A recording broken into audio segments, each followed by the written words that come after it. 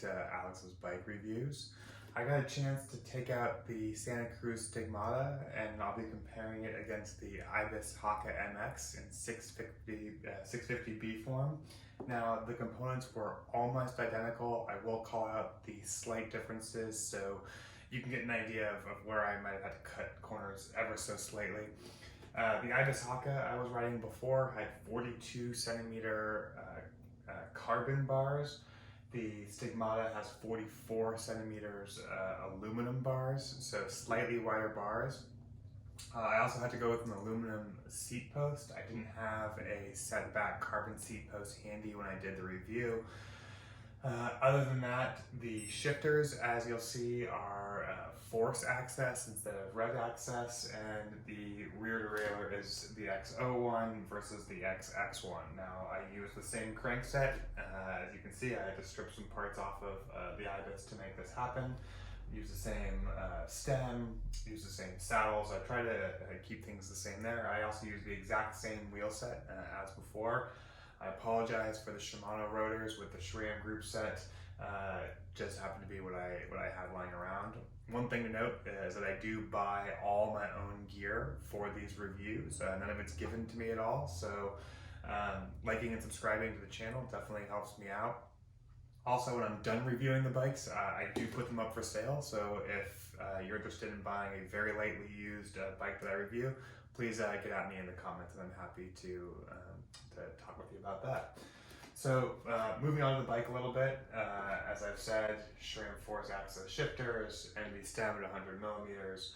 We've got the same DT Swiss XMC 1200 spline, 27.5 or 650B wheels, running on 2.1 inch tires. SRAM red access cork, 170 millimeter, and then the 1050 Eagle cassette in the back. The thing about the Stigmata, so a couple of differences between the Ibis that I think would be useful.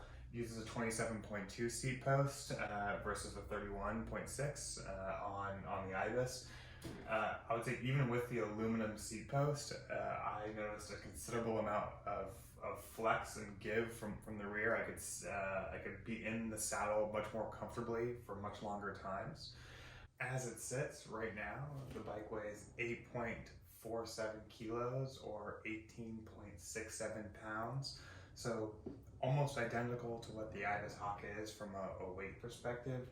I did weigh the seat post. Going to carbon would save about 100 grams there. This happened to have 2 bottle cages on it, so call that another 30 grams. And then I think switching over to a carbon bar would be another 30 or 40 grams. So all in, I think you're about 200 grams heavier, which does make up the difference between the two. And I believe that they're relatively exactly the same from a weight standpoint, so that shouldn't be your concern between these two bikes. A couple other differences that I think are relatively major. The chainstay length on the Stigmata is 5 millimeters shorter, so it's 425 millimeters versus 430 on the Ibis. Now, this made the bike feel, I'd say, more nimble. The whole bike in general felt more nimble. I equate it mostly to the rear end here. That being said, downhills, it definitely felt there were, I would say, twitchiness, but it felt like I had to hold on to the bike a little bit more. So comparing the two directly, and again, the similar form, I'd say this one felt more nimble, but also didn't hold a line quite as well as the Ibis. On the other side, this one was significantly more comfortable, notably.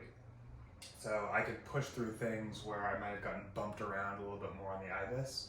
I think that's due to the carbon layout, some of the thinner tubes, the fact that the seat stays are lower on the seat tube than they are on the Ibis. If I can show more seat post, and overall I think just the carbon itself was designed with probably a little more give to it. Going over some of the statistics for the route, so I did the exact same route as I did before, the same 13.5 mile loop. On the Stigmata, I averaged 13.1 miles per hour with a maximum speed of 38, so slightly lower maximum speed, but slightly higher average speed, and I think that makes sense. As this thing started reaching the limits of top speed, it definitely felt a little less stable than the Ibis. That being said, I was able to push out an average of 245 watts with a maximum of 557. The normalized power over that same loop was 310, so about 10, 15 watts higher than it was on the Ibis. I don't think that was necessarily because I was trying harder. I would actually think that just because I could be seated for longer periods of time where I wouldn't have to get out of the saddle to get through some terrain, and where when I was being bumped around on the Ibis, like I couldn't keep the same cadence that I could on the Stigmata, so I was able to keep my power for longer. Average cadence was 81 RPM with a maximum of 113. Again, for those that didn't see the last video, about 2,200 feet of climbing and about an hour and 1 minute as far as the loop time. That's about 3 minutes faster than I was on the Ibis. So I think that the nimbleness of the bike, allowing me to kind of get where I needed to go, as well as the comfort, did allow me to ride faster. But as I said, depending on the tracks that you guys are trying to do, depending on what you want the bike to do, the Ibis definitely was more stable. So if you're looking for one bike to potentially take place of a road bike as well as a gravel bike, I'd probably lean towards the Ibis in this case. Now again, this is both with 650 setup.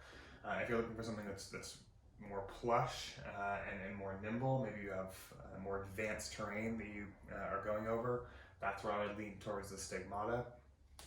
And again, I don't think you can go wrong with either bike. If I had to choose one, and I only had one of the two, because I have a tarmac as my road bike, I would pick the Stigmata if I was going to stick with 650B form. Now, I'm interested in trying both of these out with 700C wheels and seeing how they change. I think the next bike up will be the Aspera, so keep your eye on the channel. I'll have that one up shortly. If there's anything I can add or any questions you have, please leave them in the comments below. Thanks.